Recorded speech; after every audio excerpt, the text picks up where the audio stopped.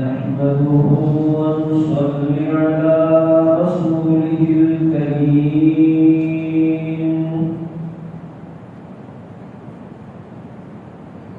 أما بعد فأعوذ بالله من الشيطان الرجيم بسم الله الرحمن الرحيم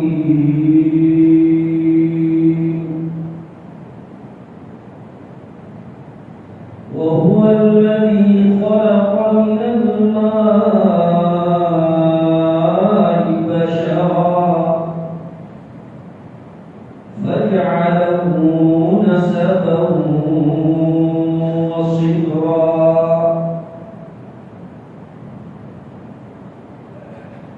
وقال تبارك وتعالى ألا له الخلق والأمر فتبارك الله رب العالمين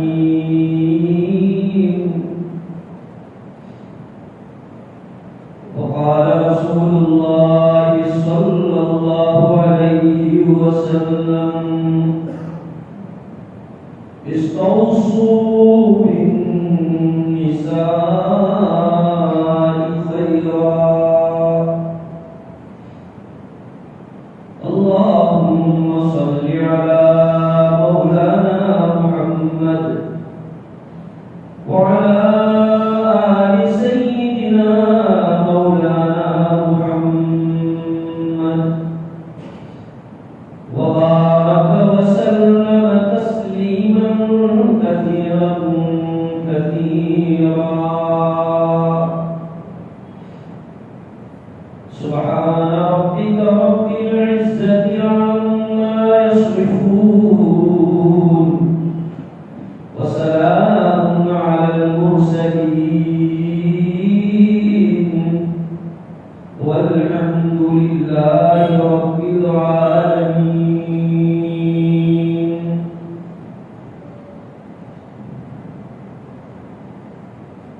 قابل احترام بزرگان محترم نوجوانان ملت گھروں میں بیٹھ کر سننے والی ایمان والی بہنیں اور بیٹیاں اور مائیں اللہ سبحانہ و تعالی نے اس کائنات کو بنایا بسایا اور اس کو چلانے کے لیے اللہ نے ایک نظام بنایا. اللہ پاک نے ایک فیملی سسٹم بنایا ہے, خاندانی نظام. یہ خاندانی نظام اللہ کی ایک بہت بڑی نعمت. یورپ کے ممالک جو لوگ یورپ میں رہتے بستے ہیں, ہمارے یہاں گاؤں میں آتے ہیں, ہم ان کے پاس جب بیٹھتے ہیں آفرے ہوتی ہے تو پتہ چلتا ہے وہ وہاں کا کلچر بیان کرتے ہیں. جن ممالک میں اسلامک فیملی کانسیپٹ نہیں ہے وہاں بڑوں کے ساتھ کیا سلوک ہوتا ہے اور دوسرے جو گھر کے ڈسیبل لوگ ہوتے ہیں ان کے ساتھ کیا بہیو ہوتا ہے. باقاعدہ ان کے لیے اولڈ ہاؤس رکھا جاتا ہے اور اولاد اپنے جاب میں, اپنی شاپ میں, اپنے کاروبار میں بیزی ہوتی ہے تو انہیں اولڈ ہاؤس میں رکھ کر پیسے دے دیتی ہے, مہینہ مہینہ وزٹ ہو جاتی ہے. اسلام نے ایک کانسیپٹ, ایک نظریہ ہمیں دیا ہے اور اسلام نے یہ تعلیم دی ہے کہ ماں کے قدموں کے نیچے جنت ہے،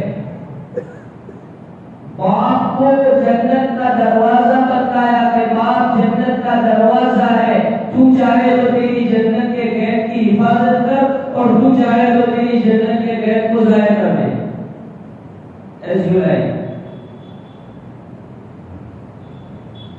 یہ نظام دنیا کی قوموں کے پاس نہیں ہے۔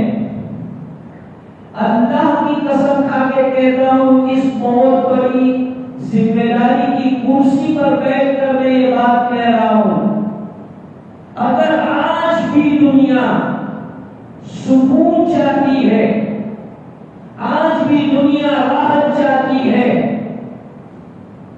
اسلام کا اپنانا نہ اپنانا، اسلام میں آنا نہ آنا، وہ ان کی قسمت اور مقدر کی بات ہے۔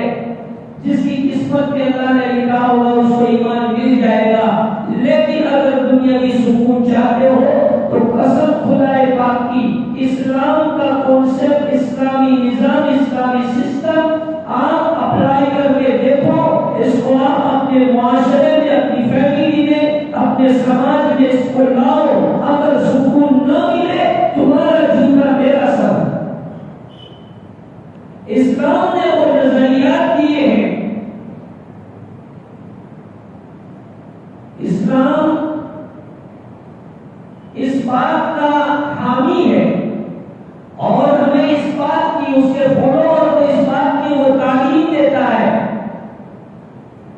کہ فیملی ممبر میں ہر ایک کا رسپیکٹ ہو،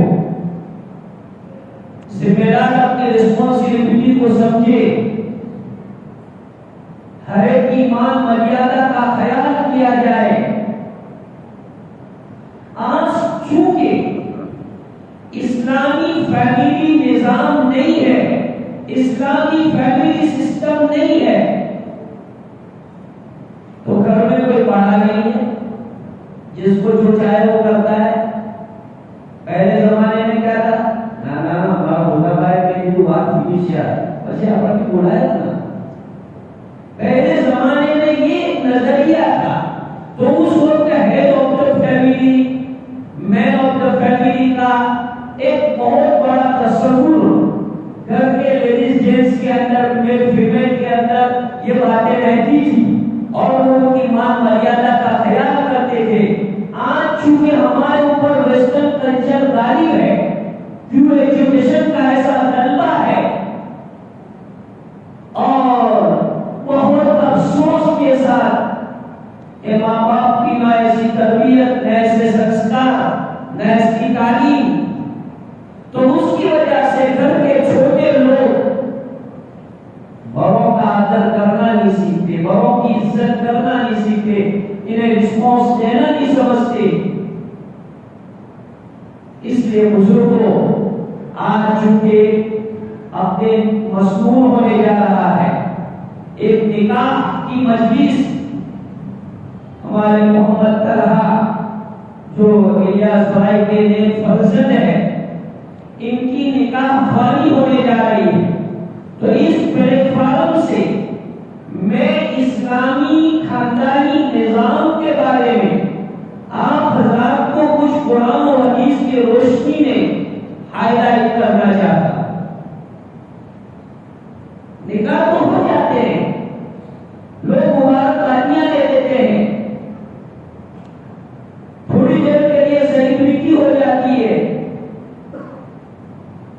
لیکن نکاح کا جو موٹیو ہے، نکاح کا جو مقصد ہے، اس سے لڑکا لڑکی دونوں تقریباً محروم ہوتے ہیں۔ کیوں؟ وجہ یہ ہے کہ اسلامک اصول کا لحاظ نہیں کیا گیا۔ اسلام نے جو نظریات پیش کیے تھے اس نظریات کو عمل میں نہیں لایا گیا، تو فیملی پکچر ہو گئی، تو تیرا دیکھ میں میرا دیکھوں۔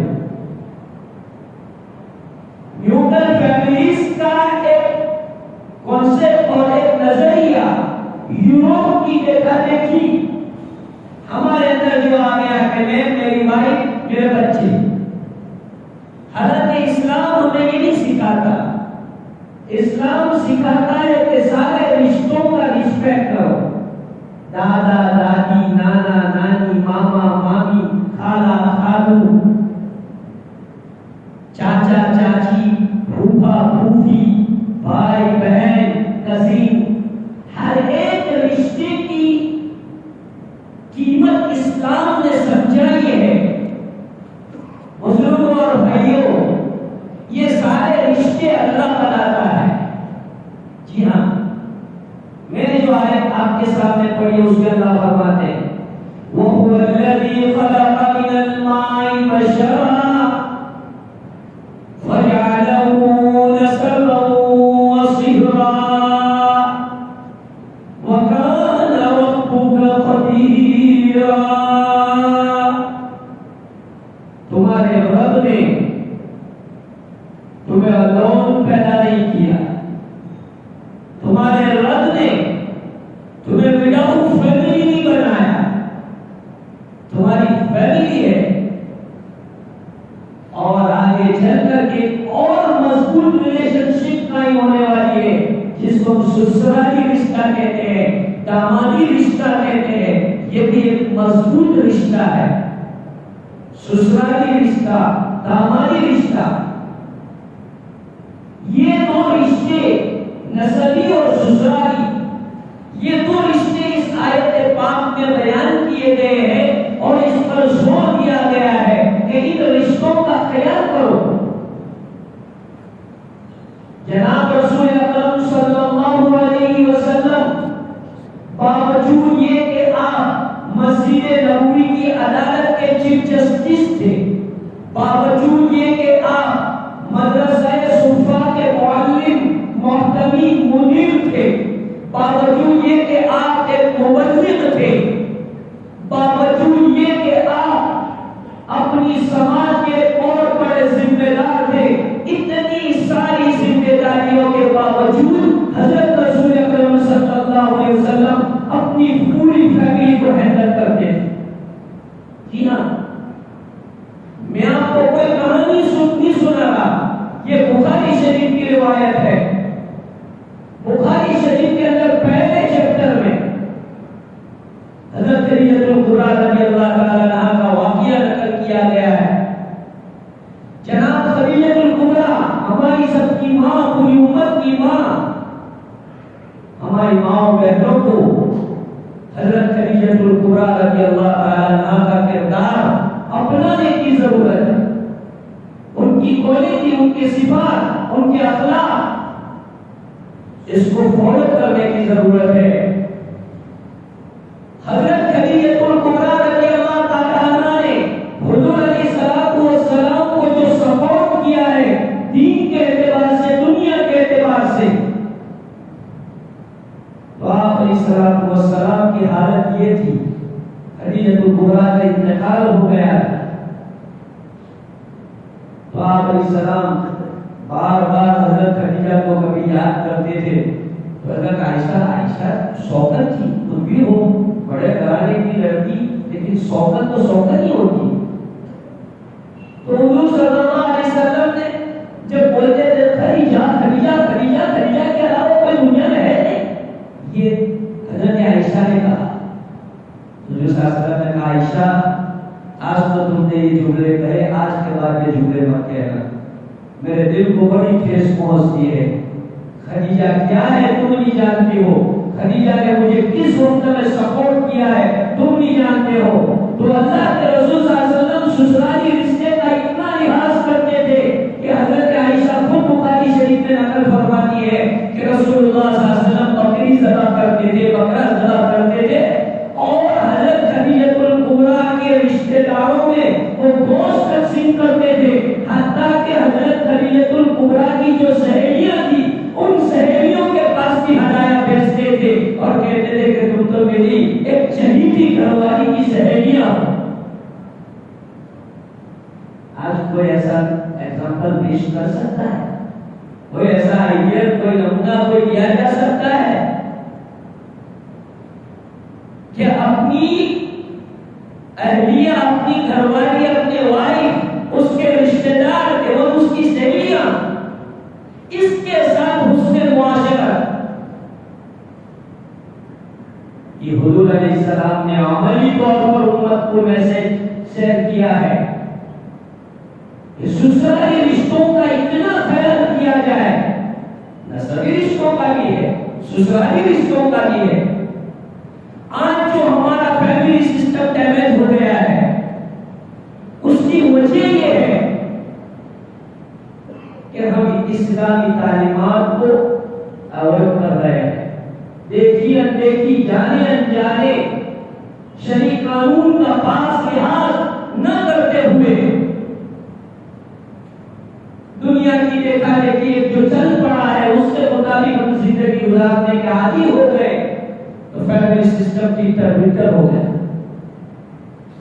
اللہ نے انسان کو کوئی مشین نہیں بنایا کہ وہ آٹومیٹک کھلو مشین ہے کہ جناب اس کو سیٹ کر دو ہائی لو آن آف تو وہ خود بخود آن آف ہو جائے گا، خود بخود ہائی لو ہو جائے گا۔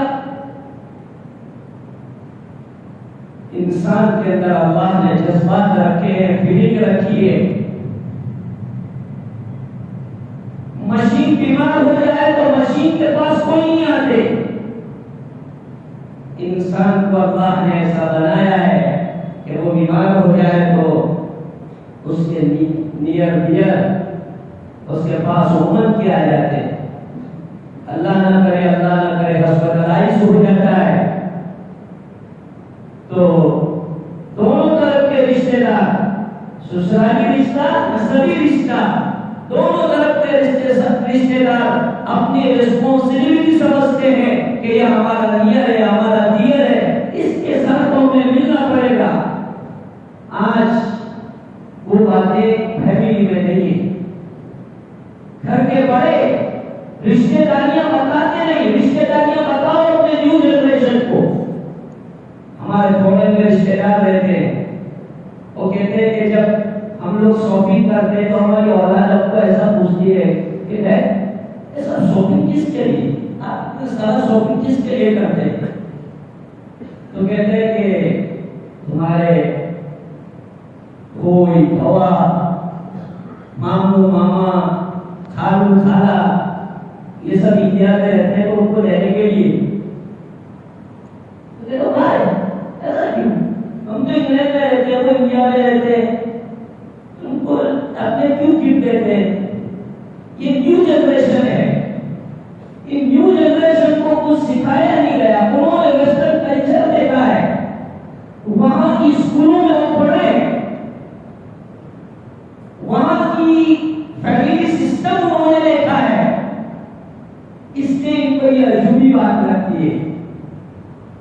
حالانکہ ہمارے یہاں الحمدللہ بہت پہلے کی بات ہے کہ کوئی سعودی چلا جاتا تھا تو پورا گاؤں ملنے آ جاتا تھا، اور وہ آتا تھا بیگ سوٹکیس کھولتا تھا کر کے افراد کو سارے فیملی والوں کو بلاتا تھا اور سب کو کچھ نہ کچھ دیتا تھا، کچھ نہ کچھ دیتا تھا۔ یہ سمجھتا تھا کہ یہ میرے گھر کے ممبر ہے، یہ میرے فیملی ممبر ہے، اور ان کی ہمت افزائی کرنا میری اپنی ذمہ داری میں آتا ہے۔ آج وہ نظریہ نکل گیا اور ہمارے بڑے سمجھاتے ہیں، ہماری والدہ ہے، اللہ پاک کی عمروں میں برکت عطا فرمائے۔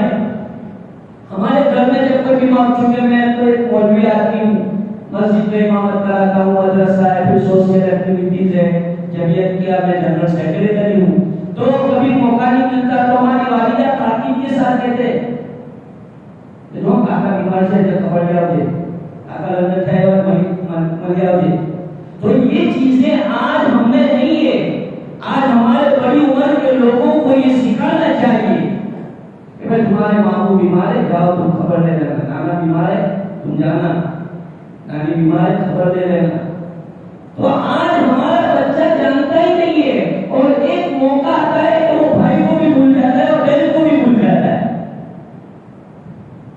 اس لیے بھائیوں، ہمارا فیملی سسٹم کیسے مضبوط ہو، آج کی مختصر مجلس میں آپ کو یہ میسج شیئر کر کے جاتا کہ اگر آپ کو اپنا فیملی سسٹم خود بنانا ہے، اس کو آپ مضبوط سے مضبوط بنانا چاہتے ہیں، تو سوائے اسلامی کانسیپٹ قرآنی اپروچ کے اور کوئی اپروچ نہیں ہے کہ جس کے ذریعے سے آپ اپنی فیملی کو ڈیولپ کریں اور آپ اپنی فیملی کو ایک مضبوط جو ہے پلر کی طرح سے رکھیں۔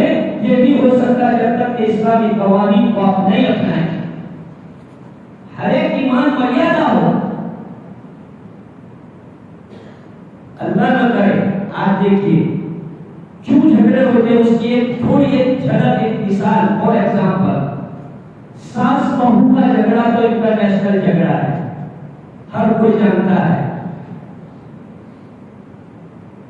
یہ جھگڑے گھر میں کیوں پیدا ہوئے اور گھر گھر کی کہانی اور مہابھارت کیوں کھڑا ہوتا ہے؟ وجہ دوگلی پالیسی، دوگلا نظریہ۔ یہ ماں جب یہ بہو بن کے آئی تھی، دلہن بن کے آئی تھی، وہ کیا چاہتی تھی کہ میری ساس میرے ساتھ ماں جیسا سلوک کرے، ماں جیسا سلوک کرے، وہ یہ چاہتی تھی۔ آج جب اس کے گھر میں کسی کی بیٹی بہو بن کے دلہن بن کے آ رہی ہے تو وہ اس کو کیوں پرائی لڑکی کی نگاہ سے دیکھ رہی ہے؟ اسے محبت دے، ماں کا پیار دے یا ماں کی محبت دے۔ انشاءاللہ اگر وہ گھٹیا خاندان کی لڑکی نہیں ہے تو تمہیں ضرور وہ ماں کا پیار دے گی اگر تم نے اس کو بیٹی کا پیار دیا ہے۔ تم اس کو بیٹی کا پیار دو، وہ تمہیں ماں کا پیار دے گی۔ دوسری پالیسی ہے، اپنی لڑکی سے کوئی غلط کہتے تو تھا یار، اور یہ چھوٹی سے لگائے نام بچے تو تھا، اور بہو سے کوئی غلطی ہو گئی تو ہاں ماں باپ کا لگتا ہے بھلو نہیں اس سنسکار نہیں رہتا، انہیں مت نہ جائے سے۔ یہ دوگلی پالیسی، تمہاری لڑکی اس سے مسٹیک ہوتی ہے تو آپ اگنور کر رہے ہیں، نظر انداز کر رہے ہیں، اس کی تعریفیں کر رہے ہیں، اور یہاں چھوٹا سا فالٹ بن گیا، چھوٹی سی مسٹیک ہو گئی تو رائے کا پہاڑ بنا دیا۔ یاد رکھو میں ایک مفتی ہوں، میرے پاس اس طرح کے مسائل آتے ہیں، ہمیشہ جھگڑے چھوٹی بات سے شروع ہوتے ہیں۔ چھوٹی بات گھر میں ہوئی، اس کو اگنور نہیں کیا، اب یہ آگے بڑھے گی، پھر کبھی جو بڑا جھگڑا ہوگا تو اس کو ملٹی کیا جائے گا، تم نے ایسا کیا، تم نے ایسا کیا، تم ایسا کرتے، تم ایسا کرتے، یہ ملٹی ملٹی ملٹی جو ہو رہا ہے۔ اب اس کے اندر جو ہے جھگڑے ہوتے ہیں، ارے بھائی بات گئی، بات ختم کرو، رات گئی، بات گئی، بات ختم کرو، کوئی چھوٹا سا پرابلم ہو گیا، اس کو جو رفع دفع کر دو۔ فیملی بنانا ہے تو لیٹ گو کا سسٹم اپناؤ، لیٹ گو کرو، اگنور کرو۔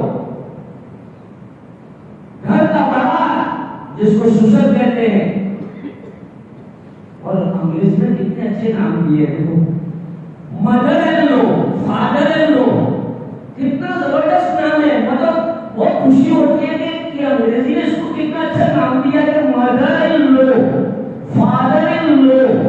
یہ تمہاری ماں ہی ہے، یہ تمہارا باپ ہی ہے۔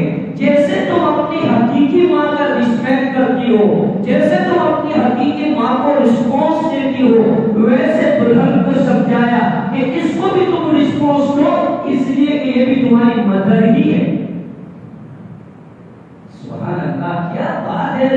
اگر ان چیزوں کو ہم اپنائیں، سوچیں، لیکن ہوتا کیا ہے، نئی نویلی دلہن آتی ہے، 8-10 دن، مہینہ 2 مہینہ اچھے سے رہتا ہے، پھر گھر کے سارے ممبر اس پر ٹوٹ پڑتے ہیں۔ ارے بھائی نئی نویلی لڑکی نیا مزاج لے کے اس کو آپ کی فیملی میں سیٹ ہونے دو، آپ کی فیملی میں اس کو اچھے سے اس کا انٹروڈکشن کراؤ، سمجھاؤ کہ تو ہمارا موٹا بھائی ہے، آپ بڑا ہمارا موٹا بھائی تھوڑا غصہ والا ہے، پر تمہیں اپنے ٹائم پر کام کری تو بس سنے ہماری بھابھی છે એ ભાભી છે તો બહુ સારો થોડો ટીકો મિજાજનો છે એટલે ના હાજરી۔ اس طرح سے آپ آنے والی لڑکی کو گائیڈ لائن کریں گے، اس کو سمجھائیں گے تو انشاءاللہ وہ فیملی کو افضل کرے گی، فیملی کو ہینڈل کرے گی، فیملی کو لے کے چلے گی۔ وہ کوئی عالم الغیب تو ہے نہیں کہ آپ کی فیملی میں آئی اور ایک رات میں سارے لوگوں کے مزاج اس نے جان لی۔ اس لیے لیے نوجوان بھائیوں سے میں اپیل کرتا ہوں کہ جب آپ شادی کریں، آپ کی وائف گھر میں آئے، سب سے پہلے آپ اپنی وائف کو اپنے گھر کے ایک ممبر کا انٹروڈکشن کرائیں، اور پلیز اس کا پاسٹ ٹائم، اس کا ماضی آپ اس کو پوچھنے کی ہرگز کوشش نہ کریں، اس لیے کہ آپ کے پیرنٹس نے مکمل انکوائری کے بعد یہ رشتہ کیا ہے۔ وقت ہو گیا، لیکن میں اپنی بات آپ کو یہ کہنا چاہتا ہوں کہ بزرگوں اور بھائیوں، یہ نکاح ہوتا ہے، میاں بیوی، وائف اینڈ ہسبینڈ، یہ فیملی کے بہت بڑے پلر ہیں، بہت بڑے ستون ہیں۔ اور دیکھو غور کی بات یہ کہ بہت سوچنے کی بات یہ ہے کہ سارے رشتے اللہ بناتا ہے، لیکن میاں بیوی کا رشتہ اللہ نے ہم پر چھوڑ دیا کہ تم بناؤ، یہ رشتہ تم اپنی پسند کا بناؤ، کیونکہ اس پر فیملی کی بنیاد ہونے والی ہے۔ تو اس لیے اللہ نے یہ رشتہ ہم پہ چھوڑ دیا، باقی سارے رشتے اللہ نے بتایا۔ اور دوسری ایک بات بتاؤ، ناراض نہ ہونا، سارے رشتے پرائے ہو سکتے ہیں، یعنی مترائے ماں ہو سکتی ہے، مترائے باپ ہو سکتا ہے، مترائے بھائی ہو سکتا ہے، مترائے بہن ہو سکتی ہے، لیکن عورت مترائی نہیں ہو سکتی۔ دیکھیے کتنا زبردست اللہ تعالیٰ نے بنایا ہے۔ تو عورت کا جو رشتہ ہوتا ہے، اسے اپنا ایک لائف پارٹنر سمجھنا چاہیے، اپنے گھر کا ایک ممبر سمجھنا چاہیے، اس کی انسلٹ نہیں کرنی چاہیے، کوئی غلطی ہوئی انسان ہے اسے بیڈ روم کے اندر بہت رسپیکٹ کے ساتھ شوہر کو سمجھانا چاہیے، کہنا چاہیے کہ یہ میری ماں ہے، تیرے ماں کے درجے میں، میرے ماں باپ کے درجے میں۔ اس طرح بیڈ روم کے آج سب وقت رکھنے کے لیے لڑکا کیا کرتا ہے، بالکل سٹنگ روم کے اندر، ہال کے اندر جا میں بھی فیملی کے 10 ممبر ہوتے ہیں، سب کے سامنے تماشا مار دیتا ہے اور زور سے دو چار گالیاں بول دیتا ہے تو وقت اپنا باقی رہے۔ اب یہ انسان ہے، اس کا دل ٹوٹ گیا، سب کے سامنے میری انسان کی، میرے اوپر ہاتھ اٹھایا، زندگی بھر وہ یاد رکھے گی۔ اس لیے میرے نوجوان بھائیوں، ان چیزوں کو اوائڈ کرو۔ میں ایک عالم دین ہونے کے اعتبار سے آپ کو کہتا ہوں کہ رسول اکرم صلی اللہ علیہ وسلم نے اپنی فیملی کے اوپر کبھی ہاتھ نہیں اٹھایا۔ آپ صلی اللہ علیہ وسلم نے 9 بیویوں کو ہینڈل کیا ہے، یہ امت کے لیے، آپ کے لیے سیکسوئل ایشوز کوئی ایشو نہیں تھا، آپ کو پاک دامن تھے، لیکن امت کے لیے آپ علیہ السلام نے یہ 9 بیویاں کی تھی، اور امت کو جو ہے معاشرت کی تعلیم دینے کے لیے۔ اس لیے بھائیو اور دوستو، معاشرت کو مضبوط کرو، ہمارا فیملی سسٹم صحیح بناؤ، سب کو اپنا سمجھو، چاہے اپنے بھائی کی اولاد ہو، بڑے بھائی کی اولاد ہو، دادا کے رشتے دار، نانا کے رشتے دار، یہ سب رشتے داریوں کو پہچان کرو۔ اللہ کے رسول کے حدیث ہے، تعلموا انسابکم لتصلوا ارحامکم، اپنے نسبوں کو جانو، پہچانو، اپنی رشتے داریوں کو پہچانو، تاکہ وقت پر تم صلہ رحمی کر سکو۔ صلہ رحمی وہ نہیں ہے کہ سامنے والا تمہارے ساتھ جیسا بیو کر رہا ہے تم اس کے ساتھ بیو کرو، تو جیسے کے ساتھ جیسا تو ہر جگہ ہوتا ہے، یہ بخاری شریف میں ہے کہ برابری کرنے والا صلہ رحمی کرنے والا نہیں، جو تمہارے گھر آتا ہے تم اس کے گھر جاؤ تو یہ برابری کا معاملہ ہوا، جو تمہارے گھر نہیں آتا تم اس کے گھر جاؤ، جو تمہیں اوائڈ کر رہا ہے، تمہیں جو ہے اپنی غمی خوشی میں شریک نہیں کرتا، تم اس کو اپنی غمی خوشی میں شریک کر کے دکھاؤ اور بتاؤ کہ دیکھو میرا ایک سب کیسا ہے، میرا دل کیسا ہے۔ یہ فیملی میں نہیں ہوتا۔ آپ کسی کے اوپر احسان کرو تو یہ نظریے سے احسان مت کرو کہ کل وہ مجھے اس سے زیادہ دے گا، کیوں کہ اگر وہ نہیں دے گا تو آپ کو تکلیف ہوگی۔ اس لیے اگر صلہ رحمی کرنی ہے تو اللہ کے لیے کرو، فیملی میں کسی کو بھی سپورٹ کرنا ہے تو اخلاص کے ساتھ اللہ کے لیے کرو، قسم خدائے پاک کی تمہارا جنازہ نکلے گا اور اس کے آنکھوں سے آنسو بہیں گے، یہ میرا چاچا تھا، اس نے مجھے بہت ساتھ دیا، یہ میرا ماموں تھا، اس نے مجھے بہت ساتھ دیا، یہ میرا دادا، اس نے مجھے بہت ساتھ دیا۔